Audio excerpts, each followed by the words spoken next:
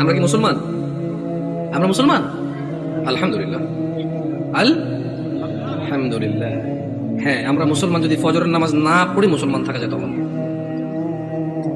আমরা মুসলমান যদি শুক্রবারে 8 দিনে 2 রাকাত নামাজ পড়ে থাকা যায় তাহলে আমরা মুসলমান।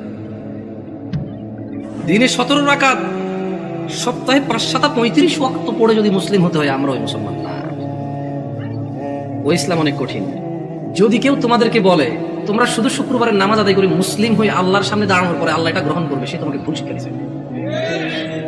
এই পৃথিবীর সকল মুহাদ্দিস, মুফাসসির, মুআল্লিম, হাকিম, আল্লামা, হাজি, মুনশি, গাজী, হুজুর, শায়খ সব যদি এক জায়গায় করো আর যদি ফতোয়া নাও শুধু জুমা পড়ি মুসলিম, ওই ফতোয়া ভুল। আমি ফতোয়া দেই না এটা ঠিক, তবে ওই ফতোয়া ভুল, এটা আমি ক্লেম করতেছি, এটা আমি নিজস্ব দায়ভার নিয়ে বলতেছি। কারণ রাসূলুল্লাহ সাল্লাল্লাহু আলাইহি ওয়াসাল্লাম বলেছে, নিশ্চয়ই কুফরি এবং শিরকি আর ঈমানের মধ্যে পার্থক্য হচ্ছে নামাজ।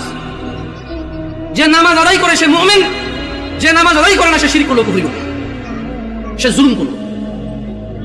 নামাজ কি শুধু শুক্রবারে মুসলমানদের প্রতি? নামাজ দিনে 5 ওয়াক্ত।